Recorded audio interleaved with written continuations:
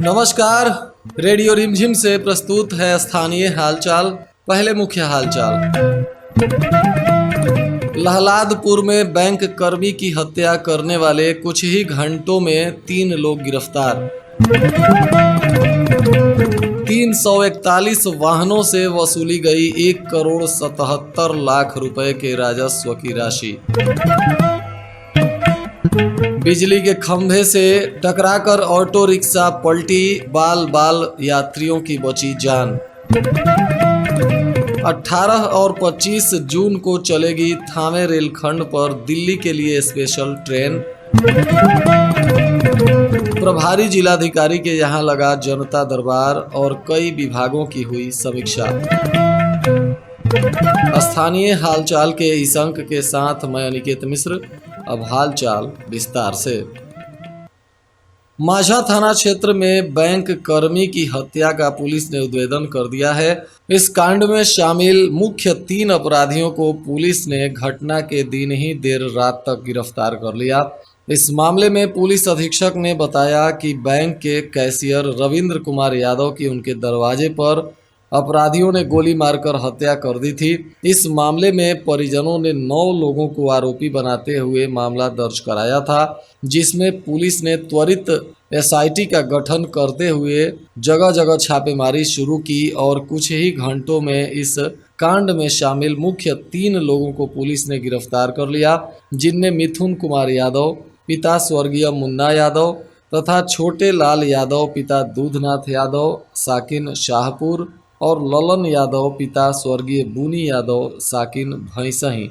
इस मामले का मुख्य आरोपी मिथुन यादव लहलादपुर का ही रहने वाला है और मिथुन यादव ने इस घटना में गिरफ्तारी के बाद पुलिस को दिए अपने बयान में बताया है कि 2 वर्षों पहले उसके पिता की हत्या इन्हीं पीड़ित परिवार के 2 लोगों के द्वारा की गई थी और इसी हत्या का बदला लेने के लिए मुन्ना यादव ने बैंक कर्मी की हत्या कर दी। पुलिस अधीक्षक ने बताया कि इस कांड में शामिल आरोपी बैंक कर्मी के परिवार के हर सदस्य को गोली मारकर हत्या करना चाहते थे और इसी मंशा के साथ उन लोगों ने हमला भी किया था, परंतु बाकी लोगों का सौभाग्य रहा कि भागकर उन लोगों की जान बच गई। परंतु कैशियर रविंद्र कुमार यादव मौके पर मिल गए, जिससे उनकी हत्या कर दी गई। पुलिस अधीक्षक ने बताया कि लगभग 2 वर्षों पहले मामूली विवाद को लेकर मिथुन यादव तथा रविंदर यादव के परिवार में झगड़ा हो गया था और इसी झगड़ा को लेकर मिथुन यादव के पिता स्वर्गीय मुन्ना यादव की उस वक्त हत्या कर दी गई थी और इस हत्याकांड में मुख्य आरोपी रविंद्र कुमार यादव तथा इनके बड़े भाई बनाए गए थे, जिसमें आगे चलकर रविंद्र यादव का नाम पुलिस ने इस मामले से निकाल दिया था और इसी घटना से नाराज होकर मिथुन कुमार यादव ने कुछ शूटरों के साथ मिलकर लगभग 1 महीने पहले से इस हत्याकांड की साजिश रचनी शुरू कर दी और घटना के दिन सभी आरोपियों ने हमला कर रविंद्र यादव को मौत के घाट उतार दिया। पुलिस ने इस मामले में कहां से पिस्टल खरीदी गई है उसकी भी जानकारी कर ली है और जिस पिस्टल से हत्या की गई उसको भी बरामद किया है तथा मोटरसाइकिल को भी पुलिस ने बरामद कर लिया है और जिंदा कारतूस भी मिला है। बताया जा रहा है कि मिथुन यादव ने 2 लाख रुपए में हत्याकांड की सुपारी इस कांड के शूटर छोटे लाल यादव को दी थी, जिसके बाद सभी लोगों ने प्लानिंग के तहत हमला किया और रविंद्र यादव की हत्या कर दी। पुलिस इस कांड में 9 लोगों को आरोपी बनाते हुए प्राथमिकी दर्ज की है। बाकी मामलों में अनुसंधान करते हुए अन्य आरोपियों की गिरफ्तारी को लेकर भी पुलिस लगातार छापेमारी कर रही है। उत्पाद विभाग की पुलिस ने अलग अलग थानों की पुलिस के द्वारा पकड़े गए शराब के मामलों में कुल 341 वाहनों की नीलामी की, जिससे सरकार को 1,77,42,000 रुपये राजस्व की प्राप्ति हुई। इनमें 60 वाहन उत्पाद विभाग के द्वारा पकड़े गए थे, तो वहीं 281 वाहन अलग अलग थानों की पुलिस ने शराब के मामलों में पकड़ा था और इन सभी वाहनों को 3 दिन में नीलाम किया गया। गोपालगंज मीरगंज मुख्य पथ पर एक ऑटो रिक्शा अनियंत्रित होकर बिजली के खंभे से टकरा गई, जिसके बाद रिक्शा सड़क के किनारे भी पलट गई। इस ऑटो रिक्शा में शामिल कई लोग घायल हो गए। हालांकि लोगों का सौभाग्य रहा कि इसमें किसी की मौत नहीं हुई, परंतु जिस तरह से यह हादसा हुआ था, बिजली का खंभा भी टूटकर ऑटो रिक्शा के ऊपर गिर गया। शुक्र था कि इस तेज हवा में बिजली विभाग ने अधिकांश क्षेत्रों में सप्लाई बंद कर रखी है, जिसके वजह से बिजली के खंभों में बिजली प्रवाहित नहीं हो रही थी, अन्यथा इस दुर्घटना में कई लोगों की जान भी जा सकती थी। बहरहाल सभी घायलों का इलाज सरकारी अस्पताल में चल रहा है। घटना की सूचना मिलने पर थाना के लोग भी मौके पर पहुंचे और सभी घायलों को अस्पताल में भर्ती कराया। यह ऑटो रिक्शा पलटने वाली घटना मीरगंज और थामे के बीच लछवार गांव के पास शिव मंदिर के नजदीक हुई, जहां बिजली के खंभे से टकराकर ऑटो रिक्शा पलट गई। इस दौरान कुछ देर तक यातायात भी बाधित हुआ। इस घटना में चालक सहित 3 लोगों के गंभीर रूप से घायल होने की बात सामने आई है। इस भीषण गर्मी में और समर वेकेशन को ध्यान में रखते हुए रेलवे ने थावे रेलखंड पर दिल्ली तक के लिए स्पेशल ट्रेन चलाने का फैसला किया है। यह ट्रेन थावे मशरख रेलखंड पर छपरा कचहरी से आनंद विहार के लिए चलाई जाएगी। 05101 समर स्पेशल ट्रेन का परिचालन 18 जून को छपरा कचहरी से किया जाएगा और वहीं दूसरा फेरा यह ट्रेन 25 जून को फिर से लगाएगी। यानी छपरा कचहरी से आनंद विहार के लिए 18 जून और 25 जून को लोग ट्रेन पकड़कर इस सुविधा का लाभ उठा सकते हैं। रेल प्रशासन समर स्पेशल ट्रेन चलाने के लिए जो शेड्यूल जारी किया है, उसके अनुसार छपरा कचहरी से सुबह 8 बजे आनंद विहार के लिए यह ट्रेन प्रस्थान करेगी। 8:30 में मढ़ौरा, 8:52 में मशरख तथा 9:23 में दिघवा दुबौली और 9:40 में सिधवलिया से चलकर 10:40 बजे यह ट्रेन थावे जंक्शन पहुंचेगी और यहां से 11:10 में यह ट्रेन प्रस्थान करेगी और तमकुही रोड, पड़ौना, खलीलाबाद, गोरखपुर, बस्ती, गोंडा, बरेली, सीतापुर, मुरादाबाद, गाजियाबाद होते हुए यह ट्रेन अगले दिन सुबह 5 बजे आनंद विहार पहुंचेगी। वापसी यात्रा में आनंद विहार से 19 जून को यह समर स्पेशल ट्रेन सुबह 7 बजे छपरा कचहरी के लिए प्रस्थान करेगी। यह ट्रेन 20 जून को सुबह 4 बजे छपरा कचहरी स्टेशन पहुंच जाएगी और फिर 25 जून को यह ट्रेन वापस आनंद विहार के लिए प्रस्थान करेगी। कुल मिलाकर गोपालगंज थावे रेलखंड पर यात्रियों को दिल्ली से आने जाने के लिए यह 2 ट्रेन इस समर स्पेशल में मिल रही है, क्योंकि इन दिनों ट्रेनों में आने जाने में भारी परेशानी हो रही है। सभी ट्रेनें काफ़ी भीड़ भाड़ से चल रही हैं, किसी भी ट्रेनों में टिकट नहीं मिल पा रहा है। ऐसे में यह ट्रेन चलने से इस क्षेत्र के लोगों को भारी सुविधा होगी। यह ट्रेन 19 जून और 26 जून को दिल्ली से छपरा के लिए चलाई जा रही है, तो वहीं 18 जून और 25 जून को छपरा से दिल्ली के लिए चल रही है।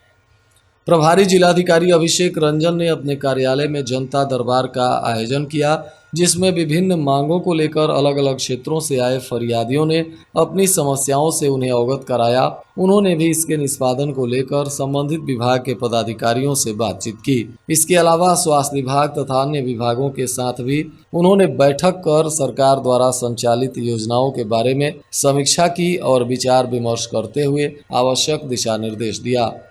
सिधवलिया थाना क्षेत्र के बुचिया कली टोला में 4 झोपड़ियों में आग लगने से सभी घर जलकर राख हो गए। इसमें एक भैंस भी झुलस गई। मौके पर पहुंचे ग्रामीणों के अथक प्रयास से आग पर काबू पाया गया। बताया जा रहा है कि कली टोला के देवेंद्र राय, अवध राय, धर्मनाथ राय तथा नंदजी राय की झोपड़ी में यह आग लगी है, जिसमें उनका सारा सामान जलकर राख हो गया। सिधवलिया प्रखंड के मोहम्मदपुर गोविंद हाई स्कूल के पास स्वतंत्रता सेनानी और आज़ादी के बाद बैकुंठपुर विधानसभा के प्रथम विधायक स्वर्गीय शिव बचन त्रिवेदी की पुण्यतिथि पर उनके मूर्ति पर माल्यार्पण कर पुष्प अर्पित करते हुए उन्हें नमन किया गया। इस कार्यक्रम के दौरान उपस्थित लोगों ने उनके पद चिन्हों पर चलने का संकल्प लिया। माल्यार्पण करते हुए भारत भूषण तिवारी ने कहा कि स्वर्गीय त्रिवेदी सादगी और स्वाधीनता के धरोहर थे। रामू तिवारी और मोहन पहलवान ने कहा कि स्वर्गीय त्रिवेदी की अगुवाई में बैकुंठपुर के कई आज़ादी के दीवाने आज़ादी की लड़ाई में भी कूद पड़े थे। सिधवलिया प्रखंड के मोहम्मदपुर थाना क्षेत्र में क्रमशः सुपौली और डुमरिया गांव में जहरीले सांप के डसने से एक महिला सहित 2 लोग अचेत हो गए, जिनका इलाज सरकारी अस्पताल में कराया गया। बताया जा रहा है कि सुपौली गांव के हरे राम प्रसाद सुबह शौच के लिए जा रहे थे, तभी उन्हें सांप ने डस लिया। तो वहीं मोहम्मदपुर के डुमरिया गांव की शांति देवी बृहस्पतिवार की अर्धरात्रि सीढ़ी पर चढ़ रही थी, तभी एक जहरीला सांप ने डस लिया। फिलहाल दोनों का इलाज किया गया और दोनों की स्थिति सामान्य बताई जा रही है। सिधवलिया थाने की पुलिस ने जलालपुर और बिशनपुरा बाजार में छापेमारी करते हुए शराब के नशे में 2 लोगों को गिरफ्तार किया है। गिरफ्तार आरोपी बिशनपुरा गांव के ईश्वर शाह के विरुद्ध उत्पाद अधिनियम के तहत मामला दर्ज कर आगे की कानूनी कार्रवाई की जा रही है। वहीं जलालपुर गांव के सुरेश राय को भी पुलिस ने शराब के नशे में पकड़ा है। इन पर भी उत्पाद अधिनियम के तहत कार्रवाई की जा रही है। मुचका गांव थाना क्षेत्र के लूसी गांव में पटाखा बजाने के दौरान 3 बच्चे बुरी तरह से झुलस गए, जिनका सदर अस्पताल में इलाज किया गया। बताया जा रहा है कि कई मीडिया चैनलों में बम धमाके की खबर चलाई गई थी, जिसको पुलिस अधीक्षक ने निराधार बताया और उन्होंने कहा कि बारात के दौरान कुछ पटाखे खेतों में छूट गए थे। इन्हीं को ढूंढकर बच्चों ने जलाया, जिसमें विस्फोट हो गया और बच्चे पटाखे की चपेट में आ गए, जिससे बच्चे घायल हो गए। फिलहाल सभी बच्चों का सरकारी अस्पताल में इलाज चल रहा है। वहीं घटना स्थल पर पहुंचकर मुचका गांव के थानाध्यक्ष तथा अंचलाधिकारी ने इस मामले की जांच पड़ताल भी की। बरौली थाना क्षेत्र के प्यारेपुर में पुलिस ने छापेमारी करते हुए बारात में हथियार लहराने वाले एक युवक को गिरफ्तार कर लिया। बताया जा रहा है कि प्यारेपुर के मिडिल स्कूल के पास एक बारात आई थी, जहां वीर प्रताप सिंह नाम का यह युवक देशी पिस्टल निकालकर लहरा रहा था। तभी किसी ने इसकी सूचना पुलिस को दे दी और मौके पर पहुंची पुलिस ने घटना स्थल से ही उनको गिरफ्तार कर लिया और इन पर आगे की कानूनी कार्रवाई की जा रही है। वहीं थावे पुलिस ने संध्या गश्ती के दौरान शराब के साथ एक आरोपी को किसान भवन दुर्गा मंदिर के पास से गिरफ्तार किया है, जिस पर आगे की कार्रवाई की जा रही है। गिरफ्तार आरोपी विदेशी टोला गांव का श्याम बहादुर शाह बताया जा रहा है। विजयपुर थाना क्षेत्र के हुंकारपुर गांव में पिछले 21 मई को हुए दिलीप यादव पुत्र मुन्ना यादव के अपहरण का मामला अभी तक पुलिस ने नहीं सुलझाया है। अभी तक इस युवक का पता कहीं नहीं चल पाया है। परिजन इसको लेकर काफ़ी सदमे में है और पुलिस अभी भी इस मामले में अनुसंधान कर रही है। इस भीषण गर्मी के बीच अचानक बिजली आपूर्ति कई क्षेत्रों में ठप रही, जिसके कारण लोगों को भारी परेशानी हो रही है। तेज हवा के कारण बिजली विभाग गांव क्षेत्र के कई गांवों में बिजली की आपूर्ति बंद कर दे रहा है, जिसके वजह से लोगों को भारी परेशानी हो रही है। वहीं कुचायकोट के सिरिसिया बाजार में विवाहिता की हुई मौत के मामले में उसके पति को नामजद आरोपी बनाते हुए मारपीट और हत्या की प्राथमिकी मृत महिला के भाई ने थाने में दर्ज कराई है, जिसके बाद पुलिस मामले की तफ्तीश कर रही है। बताते चले कि सिरिसिया बाजार गांव के महेश गुप्ता की पत्नी रानी कुमारी की संदेहास्पद स्थिति में मौत हो गई और इस मामले में मृत महिला के मायके वालों ने हत्या का आरोप लगाया है। वहीं मोहम्मदपुर पुलिस ने अजबी नगर गांव में छापेमारी करते हुए शराब के नशे में 2 लोगों को गिरफ्तार किया। गिरफ्तार आरोपी मोहम्मदपुर के मंकेश कुमार और अजबी नगर के धीरेन्द्र शर्मा बताए जा रहे हैं।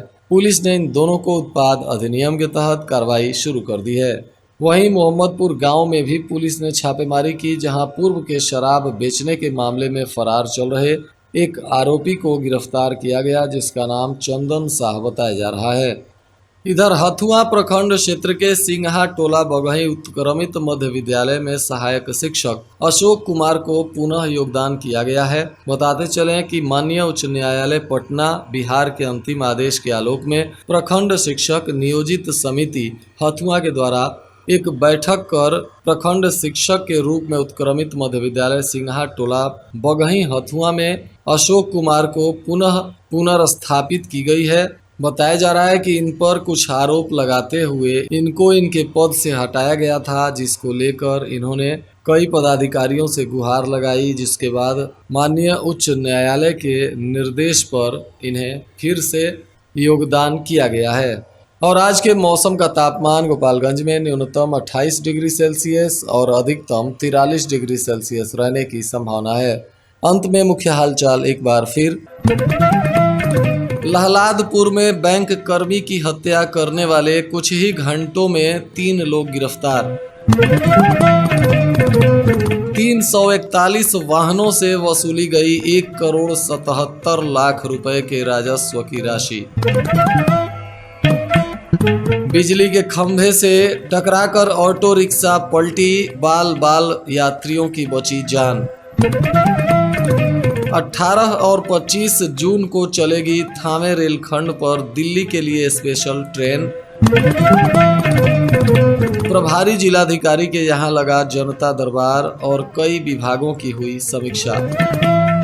इसके साथ ही रेडियो रिमझिम से प्रसारित स्थानीय हालचाल का यह अंक समाप्त हुआ। नमस्कार।